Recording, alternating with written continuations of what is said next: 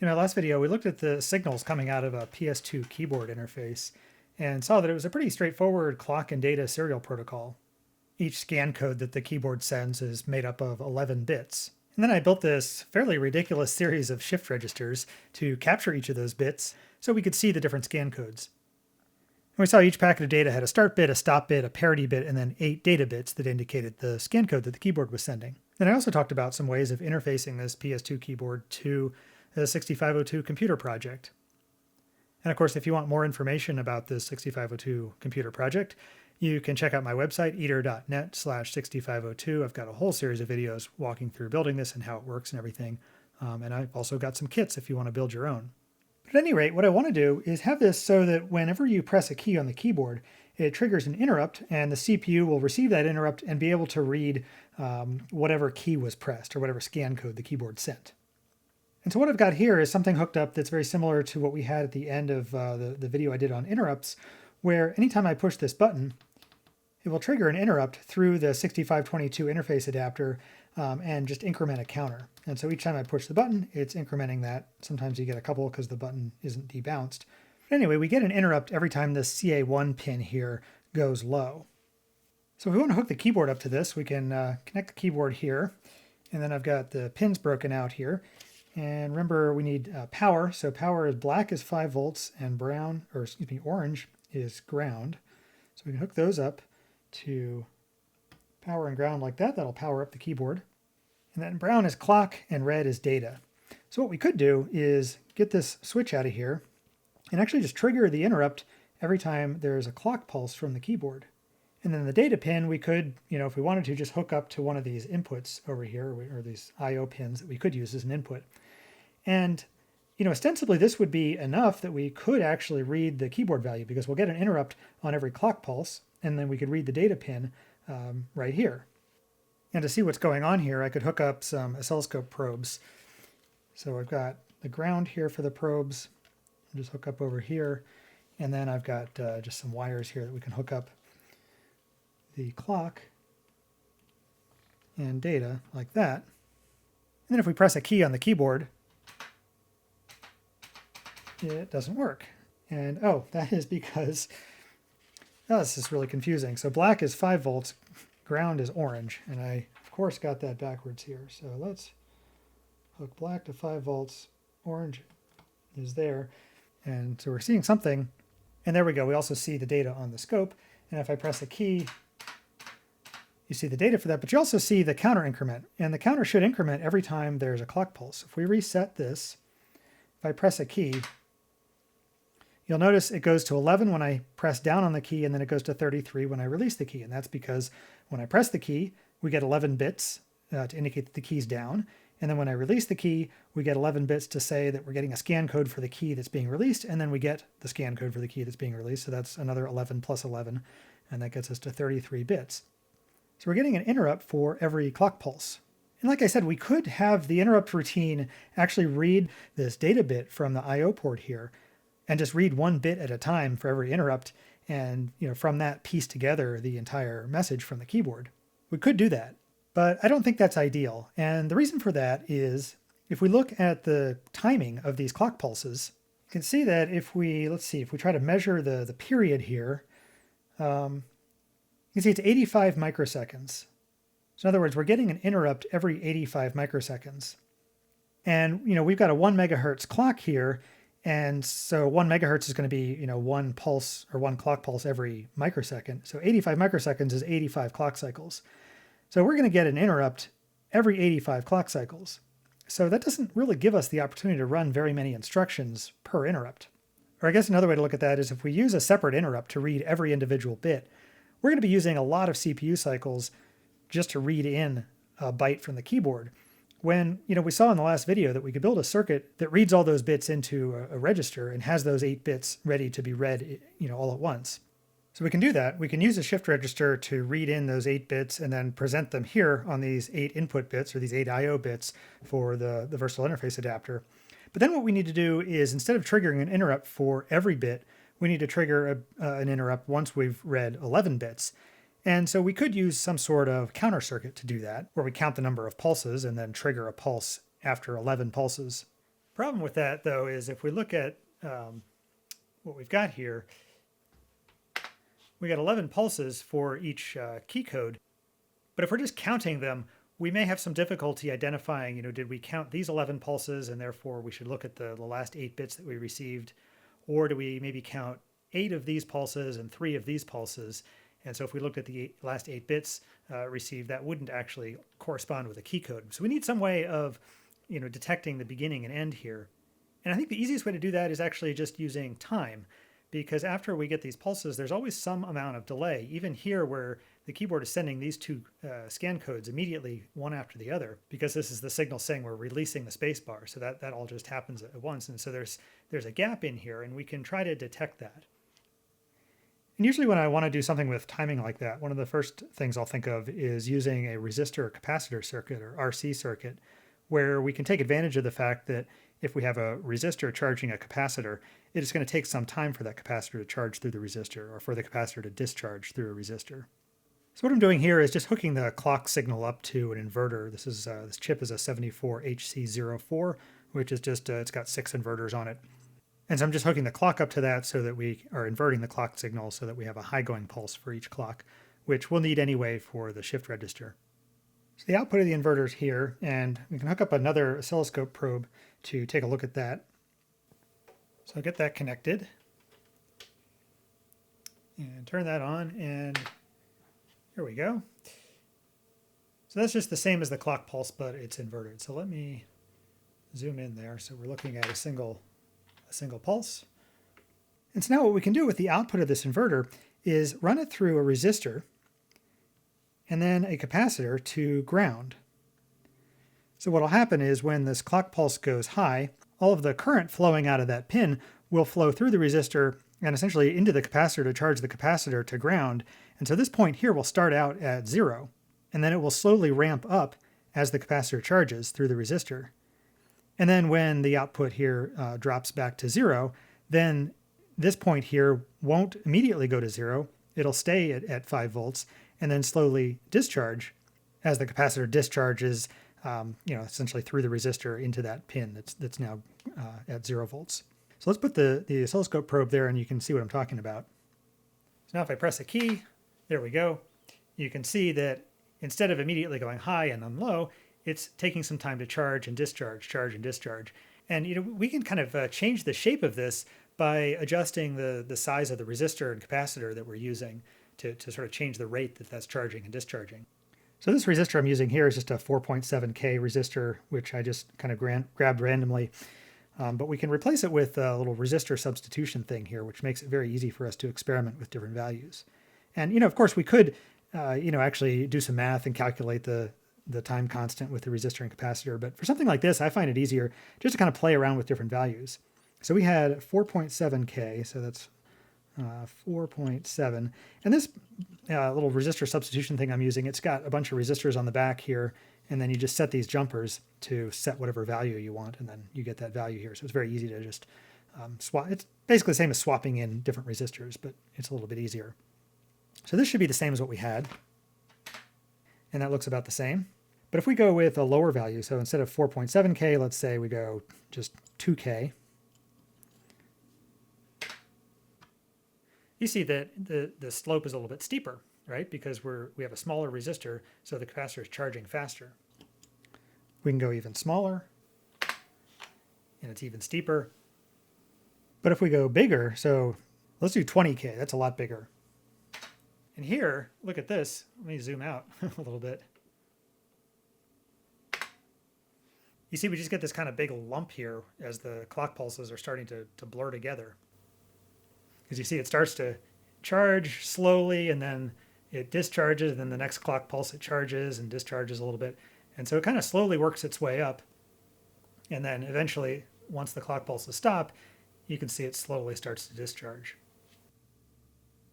And so we can play with different values. So maybe let's try 10K, see what that looks like. So 10K, it's a little spikier because, again, it's charging and discharging faster, but still it's not getting back down to 0 between any of these pulses. But I think ideally what I'm going for here would be something that, at the beginning of the clock pulses, if we can get the signal to kind of go high and then stay like relatively high until we get the end and then go down, then we can use that falling edge here at the end to say like, hey, we've just gotten the 11 bits and trigger the interrupt on that. So I want to sort of dial this in so that it kind of captures the entire event as a single pulse. And there's a couple tricks that I can use to do that. So one would be, you can see we've got this slope as the capacitor charges, as well as a slope as it discharges. And that's because it's charging through the resistor and it's also discharging through the resistor. Well, if we want, we can have it only discharge through the resistor by putting a diode across where this resistor is. So this is just a little signaling diode, like a 1N914 or something like that. And so what would happen here is, normally the capacitor would discharge through the resistor here, but if we've got this diode here, then the capacitor can discharge through the diode.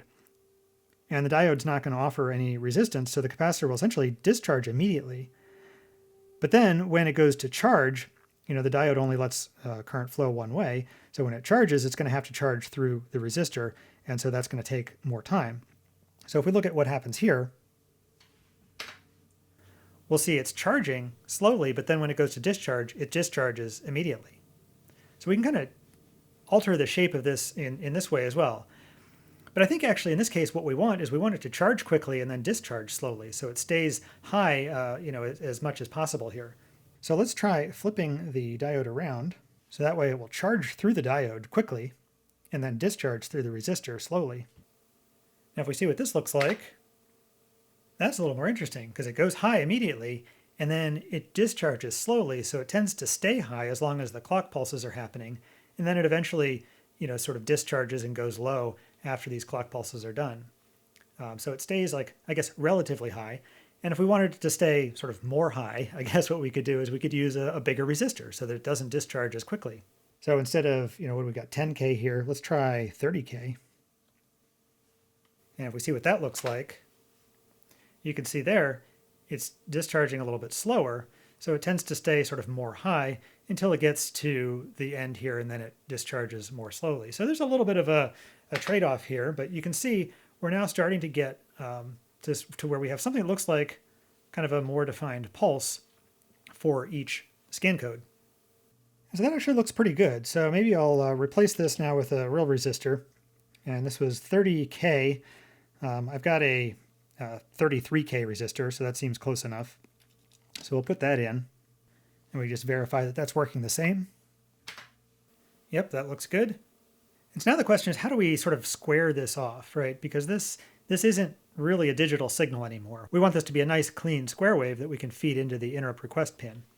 Well, let's see what happens if we just feed this signal back into one of the other inverters on this chip. So we could feed it into just this next inverter here, and then look at the output of that inverter. And so what should happen here, I would think, would be that, as this signal gets to sort of into the, closer to 5 volt sort of high territory, then this inverter should sense that as a high signal and send the output, low. And it should be a definite low because this is a digital inverter. And at the end of the pulse, when this starts to tail back off down to 0, at some point it'll cross some threshold and it'll detect this input as low again, and then the output should go high. And so hopefully by running it through the inverter again like this, that should convert this like sort of analog-ish signal back into a nice digital signal. So let's see what we've got. Well, there we go. And now we've got a nice digital rising edge here right after we've received all the bits for each scan code that we can use for our interrupt. And if we zoom out here, what we should see is we should see 3 pulses for each key press. 1 when the key is pressed down, and then 2 for when the key is released. So that should be perfect for our interrupt handler. So let me go ahead and tidy this circuit up a little bit now that we think we've got something that's working. And so I'm not changing anything here. This is the same 33K resistor, and this is the same 0.01 microfarad capacitor going to ground there, and then the same diode going across the resistor there. And those are all going into the input of another inverter, and the output of that inverter is that signal that triggers for each scan code. And so I'm going to connect that to the interrupt input over here. And so now if we reset this, if we press a key, we should see it count 3 interrupts, 1 for the key down and 2 for the key up. So let's go ahead and do that. And that's not quite what we got. So for some reason we're getting 9. Let me try that again. Yeah, for some reason we're getting extra counts here. We're not exactly counting what we think we should be counting. And certainly if we look at the oscilloscope, we're still seeing the pulses that we think we should see. But it seems like for some reason we're counting extra pulses. So let's take a closer look here. So let's set up our trigger for channel 3, and then we'll do, I guess, well, let's see, rising edge. And then zoom this in, and look at that. For some reason, that rising edge is really noisy, and I think what's happening is in all that noise, we're counting extra counts. In other words, the interface adapter is seeing some extra, I guess, what it thinks are rising edges there, and counting those as extra interrupts. So what's going on with that? Well, let's look back at the original sort of analog signal that we're feeding in there. We'll put the green trace on that. And now let's take a look at that. And if we zoom out a bit here, we can see what's going on here. And what I think is happening is as this green signal is discharging through the capacitor, we're passing through this area here where it really isn't either high or low. And it's kind of right at this area here where we're getting that, I think, ambiguous signal. And actually, if we look at the data sheet for the 74HC04, which is that inverter we're using, we're feeding that decaying signal into one of these inverters and we're taking the output of it. And we're getting that noise on that output. And then we're feeding that noise in as the interrupt to our CPU, and we're detecting extra rising edges there. And so I think what's happening is if we look at the specs for the input of this, it specifies a minimum high level voltage and a maximum low level voltage. So it says anything above, and it's got, I guess, typical here. The minimum input voltage for a high is 3.15 volts, and then the maximum input for a low is 1.35 volts. So it says if it's above 3.15 volts, it's going to be high. If it's below 1.35 volts, then it's going to be low. So up here, no problem. This is high, and so the inverter says it's high and inverts it, and it comes out low. Down here, no problem. It's low. It's below that threshold, and so the inverter says that's low, inverts it, and the output is high. But in this little middle range here, it's kind of anyone's guess what it's going to do. And the datasheet doesn't really tell us. It just gives us a minimum high and a maximum low. As for anything in between, no guarantees. And so I think that's our problem. Fortunately, there's a different chip we can use. So this is the 74HC04 hex inverter. And there's a 74HC14, which is a hex inverter as well. And it's got a Schmidt trigger. And so, the pinout looks pretty similar, right? It looks to be, 6 inverters, arranged the same way. But if we look at the specs for it, you'll see that it gives a positive going threshold and a negative going threshold. And that's different than what we saw before, where we just had a minimum high and a maximum low. Because what this is saying is that if we have a voltage that goes from, let's say, 0 to 5 volts, the maximum low level is 1.35. So anytime we're below 1.35, that's low over here.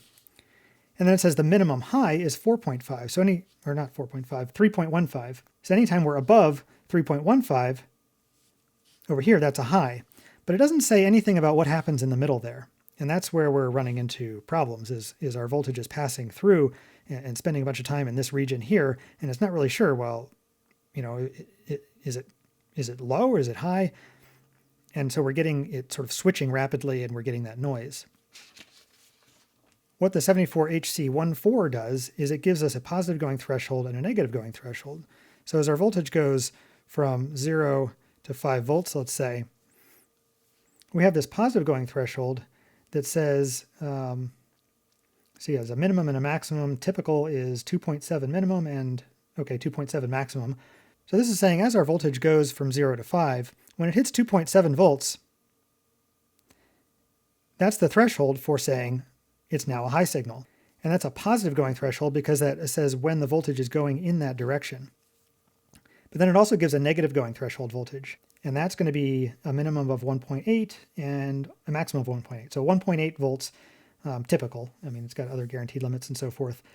But typical is going to be 1.8 volts is the negative going threshold. And so what that's saying is if we're already, up here at 5 volts and our voltage is decreasing, it's going to consider it to still be high until it hits that 1.8 volts. And once it hits 1.8, then it's going to go and say, oh, now that's a low. So if we're going in that direction, we have a negative going threshold of 1.8. And so now it's no longer ambiguous what happens in this region in between. So if our voltage is below 1.8, then no question, it's low. If it's above 2.7, then no question, it's high. But then in this region in the middle, well, it sort of depends on where we were before. So if we were high, then it's going to stay high until it gets below 1.3, and then it goes low. Or if it started out low and we're in this region, then it's going to stay low until we go above 2.7. So that should get rid of the noise. And so this sort of mechanism here is referred to as a Schmidt trigger. And if you look again back at the symbol for it, it looks just like a regular inverter, but it has this little symbol in the middle that looks a lot like what I drew. Although actually this one appears to be backwards from what I drew. Maybe they're trying to indicate that it's an inverter. But anyway, that little symbol there suggests that this is a Schmidt trigger, which has those separate thresholds for going high versus going low. But otherwise, you can see the pinout is the same. And that's very convenient because it means we can just take our 74HC04, pop it out, put in a 74HC14 Schmidt trigger, and it should work the same, except hopefully not be quite so noisy. So let's reset this. And now let's press a key on the keyboard again. And there we go. We get 3 pulses just like we expected. And if we look back at our oscilloscope, we see a nice clean pulse there. So just as this decays, bam, there's our transition. So that's perfect. That's just what we want. And if we press and hold a key, we can see it gets the automatic repeat. And then when we release it, we get the 2 scan codes telling us that we released it. Yeah, each key gives us 3 scan codes. So I think this will work really well. And so now what we need to do is when we get that interrupt that says that we got a key press or a scan code from the keyboard, we need to just read in the value that the keyboard sent.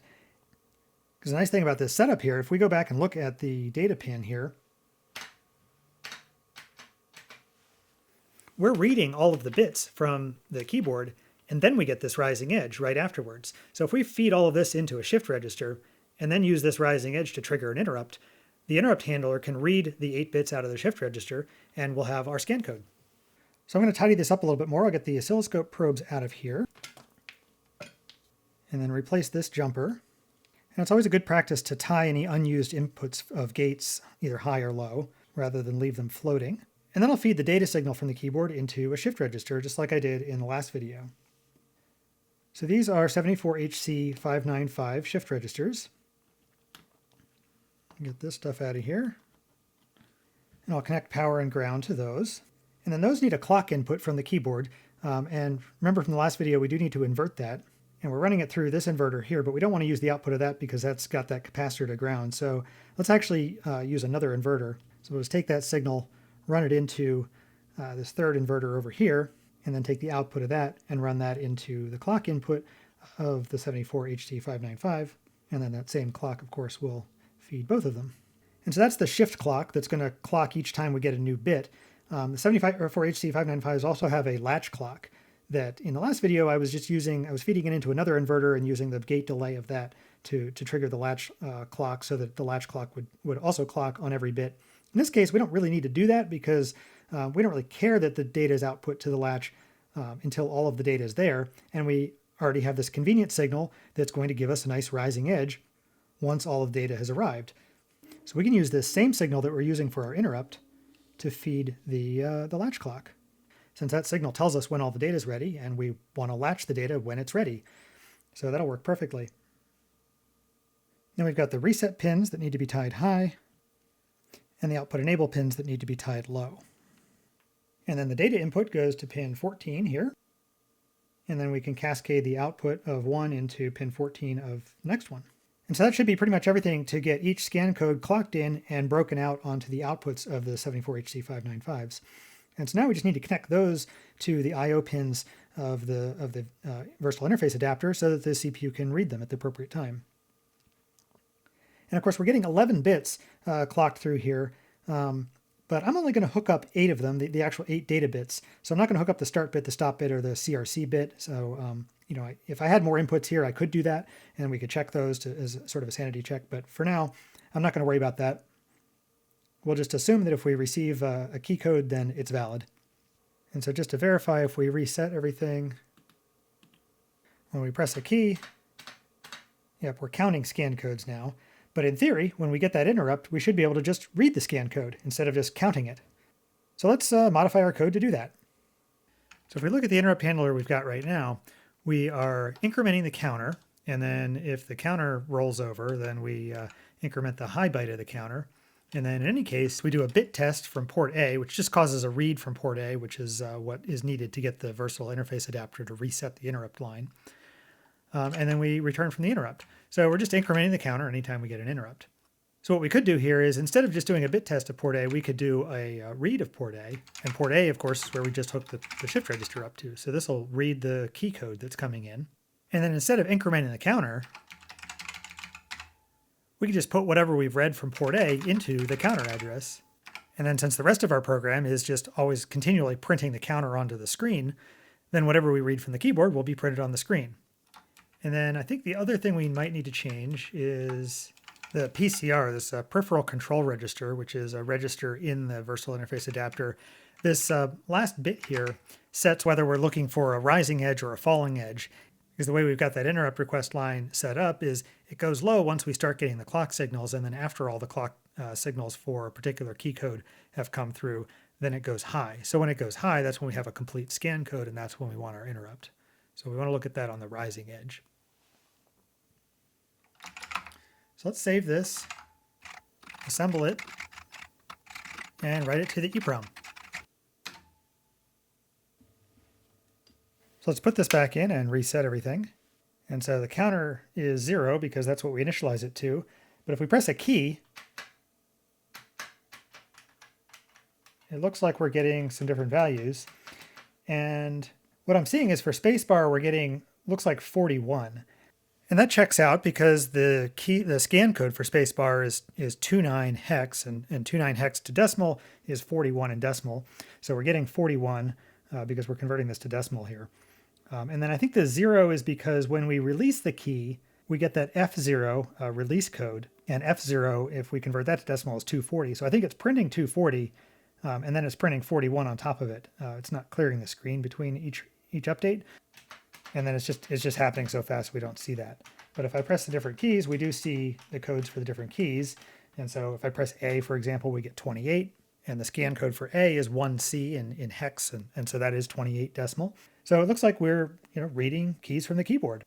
So at this point, we're basically done with the hardware part of this keyboard interface, although we could certainly make the software much better. And so that's what I'm going to do in the next video, is update the interrupt handler software to interpret those scan codes and be able to figure out if we're pressing a key or releasing a key, convert the scan code to an ASCII character, and then put those characters into a keyboard buffer so that if there's other software running, it can just read from that keyboard buffer to see which keys were pressed. And we could use that to read those keys into memory or print whatever we're typing on the screen or whatever else we wanted to do. And so I'll dive into that software in my next video. And there's actually already a draft of that video over on Patreon where I've been getting some really good feedback from my patrons. So of course, as always, I want to say thanks to all my patrons for helping make these videos possible.